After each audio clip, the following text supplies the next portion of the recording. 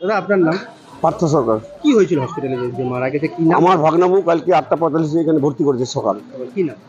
তৃপ্তি দেব শর্মা। আর ভাগনার নাম হচ্ছে অংশুমান দেব শর্মা।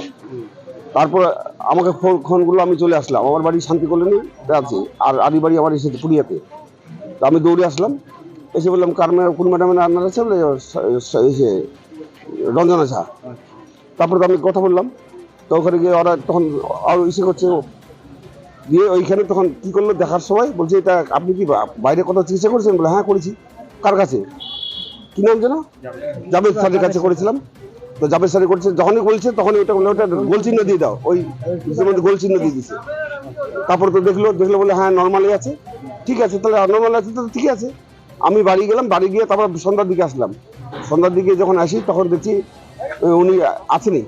হ্যাঁ, তারপরে 8টার সময় দেখলাম, 8টার পরে 9টার সময় দেখলাম দেবদত্ত কর উনি আসলেন। হ্যাঁ, দেবদত্ত বড়াল, যাই হোক কি নাম ভালো করে জানি না। উনি আসলেন, তারপর আমরা কথা বললাম, বলছে হ্যাঁ নর্মালি হবে, মুখটা খুলে গেছে অল্পটা, আর সম্পূর্ণটা খুললে নর্মালি হবে। বলে স্যার যদি নর্মালি না হয় তাহলে অপারেশনের ব্যবস্থা করেন, সিজার করেন, নাহলে ট্রান্সফার করেন। বলে না নর্মালি হবে। তারপর আমি জাভেদ স্যার বাবা আসছিল একটা ডিউটিতে, ও এমনি আউটডোর দেখতে আসছিল যে দাদা ওর পেশেন্টগুলো আছে দেখে যাবে। ওনাকে জিজ্ঞাসা করলাম, বলে হচ্ছে হ্যাঁ এমনি মুখ টুক ঠিক আছে, নর্মালি হবে, সবাই ঠিক আছে। ঠিক আছে, তাহলে আমি গিয়ে আবার আসলাম রাত্রে 9টার দিকে, বলে একই ওরকমই আছে। তখন বাড়ি গেলাম, বাড়ি গিয়ে আছে সকালবেলা আসলাম 8টার দিকে। 8টার দিকে আসলাম, তখন দেবদত্ত কর চলে গেছেন, কিন্তু তখনও অঞ্জনা যা আসেন নাই, কোনো ডিউটি আছে। অঞ্জনা যা আসলেন কোটায় 9টার পরে। 9টার পরে এসে ঢুকে থাকলেন এখানে দেখুন মোবাইল টিপলেন। যখন ওখান থেকে চিৎকার চিৎকার করাচ্ছে যে পেশেন্টের অবস্থা খারাপ, তখন সুপারকে বলা হলো। সুপার তখন বললো দেখে ডিউটি আছে রঞ্জন আছা, তখন উনি দৌড়ে গেছেন। তারপরে গিয়ে যখন রুগীর অবস্থা মরণাপন্ন, সেই সময় ওকে তখন অক্সিজেন দিচ্ছে, পেটে বুকের মধ্যে প্রেশার দিচ্ছে, পাম্পিং করছে, তখন কি আর ভালো হয়? আর ততক্ষণ সব শেষ। আমরা গিয়ে জিজ্ঞাসা করছি, বলে দাঁড়া বলবো ঠিক আছে। আমরা বাড়ি থাকলাম।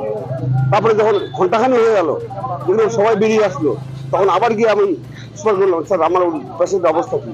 বলে ওখানে দুজন ডাক্তার আছে, দেবদত্ত কর আর এসে আছে, রঞ্জনা যা আছে ওনার কাছে জানো, ওখানে আছে। ওখানে গেলাম, ওরা ঘরের মধ্যে অপারেশন থিয়েটার ঘরের মধ্যে ঢুকে আছে। নার্সদের বললাম একটু ম্যাডামের সঙ্গে কথা বলবো, স্যারের সঙ্গে কথা বলবো, একটু বাইরে আসতে বলেন। বলে না এখন ইসে আছে, ব্যস্ত আছে। হ্যাঁ হ্যাঁ, দুর্ব্যবহার করলো। হ্যাঁ, বলে বাড়ি যান, বাড়ি যান। বলে বাড়ি যাবো তো কথা বলে যাই, কথা বলতেই দিল না। বাইরে আসলাম, বাচ্চা এবং মা দুজনে তো মারা গেল। হ্যাঁ, দুজনে মারা গেল। ডাক্তার দিকে নার্সদের কি গাফিলতি প্রচন্ড হারে গাফিলতি।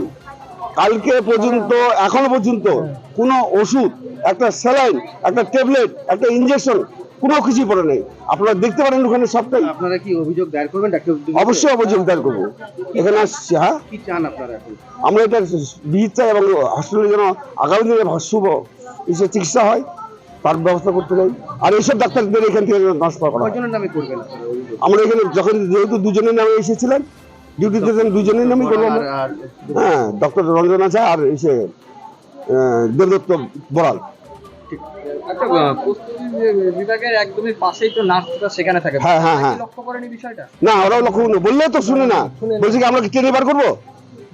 আর খারাপ নার্সরাও একই ব্যবহার করে যে আমরা কি ট্রেনে বার করবো বাচ্চাটা। এই পর্যন্ত এখন মরে গেছে, এখন নানা রকম সান্ত্বনা দিচ্ছে, আর আমরা কি বলবো এখন? সুপার সাহেবের তো কথা বললেন, তিনি কি আশ্বাস দিলেন আপনাদের? উনি আশ্বাস দিলেন এদেরকে আমি দেখছি, আপনারা যান, এর ব্যবস্থা আমি করবো। দেখা গেল যে মাসিরা ছিল তাদেরকে তো উনি সাসপেন্ড করলেন, বললো ওই সাসপেন্ড করে কি আমরা ফিরে পাবো? আমি তাই দুজনকে করলো। আমি সুপারকে বললাম স্যার আপনারা যে সাসপেন্ড করছেন ইসে করবেন, আমরা কি মেয়েকে ফিরে পাবো? আমরা মেয়েকে ফিরে পেলে তাহলে সাসপেন্ড করেন, আর না করলে টোটাল ব্যবস্থাটা চেঞ্জ করেন। আমরা টোটাল ব্যবস্থা চেঞ্জ করার আবেদন করেছি। হ্যাঁ বলছে, ডাক্তাররা বলছেন এবং হসপিটালও বলেছে। আমার যে চেম্বারগুলো আছে ওখানে কি আপনারা খোঁজ নিয়ে নিয়েছি। আপনি প্রচুর প্রাইভেট প্র্যাকটিস করেন এবং সঠিক সময় আজকে আপনি আসেননি ম্যাডাম। আমি সঠিক সময় আমাকে যখন অভিযোগ করছে, ফ্যামিলি অভিযোগ করছে আপনি সঠিক সময় আসেননি, মোবাইল ঘেটেছেন, তারা বলছে, আমরা নই।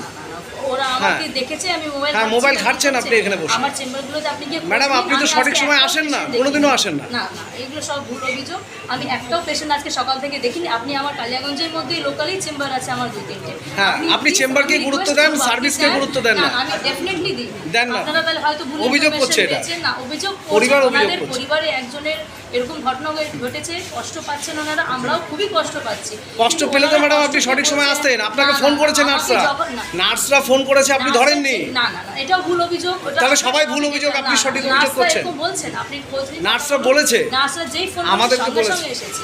নার্সরা অভিযোগ আমি- করছে না, যে আপনাকে সঙ্গে সঙ্গে বারবার যেই ফোন করেছে, করা আপনি হয়েছে- ধরেননি। না, না, না, এটা ভুল অভিযোগ। তারপরে আমার সুপার ফোনে- ফোন ধরেছে। আপনারা আমার ফোনের কল রেজিস্টারটা চেক করে নিন, ঠিক আমাদের আছে। সবই ডেটা আছে। আমার যেই data ম্যাডাম, দীর্ঘদিন হয়েছে, থেকে আপনার যে- বিরুদ্ধে অভিযোগ আছে, আজকে অভিযোগ প্রমাণিত হলো, কি বলবেন? না না না, এরকম কিছুই হয়নি। যেই ডাকা হয়েছে এসে আমরা এমার্জেন্সি ম্যানেজ করা হয়েছে। যেই এসেছি পেশেন্ট অলরেডি খারাপ অবস্থায়। আমার অন্য ডাক্তারের ডিউটি না, আপনি এটাও বলেছেন যাবে ডাক্তারের পেশেন্ট আমি দেখবো না। না না, আপনি এটাও বলেছেন। না, এসব ওনার কার পেশেন্ট এত মিথ্যা কথা বললো একটা পেশেন্টের পরিবার। বলিনি কার পেশেন্ট, আমি কিছুই জানি না সেটা। আমি এরকম কোনো কমেন্ট করিনি, কোনো কমেন্ট এরকম আমরা কখনো বলি না। আপনার বিরুদ্ধে দীর্ঘদিন ধরে আছে ম্যাডাম, যে আপনি সঠিক সময় হাত জোরে ক্ষমা চাইছি। আপনাদের যদি মনে হয় যে কোনো কিছু মিসআন্ডারস্ট্যান্ডিং হয়েছে, হয়তো কমিউনিকেশন গ্যাপ হচ্ছে, তার জন্য ক্ষমা চাইছি। কিন্তু আমি এরকম করি না। আমি নিজের পেশেন্টদের খুবই মন দিয়েই দেখি। আপনারা সেটা প্রাইভেটে দেখেন? এটা না না না, হাসপাতালেও দেখি। আপনার ডিউটি কটায় ছিল? আমার ডিউটি আমাকে যখন হ্যান্ডওভার দেওয়া হয়েছে তখন থেকে আমি এখানে চলে এসেছি। আমার একজন ডাক্তারবাবু অলরেডি ছিলেন হাসপাতালে। দেবদত্ত বড়াল ছিলেন। হ্যাঁ, উনি ছিলেন হাসপাতালে। এমন নয় যে আমাদের হাসপাতাল ফাঁকা ছিল, ডাক্তার ছিলেন। সেই অবস্থায় খারাপ হয়েছে পেশেন্ট। ম্যাডাম, আপনি তো 9টার পরে এসেছেন।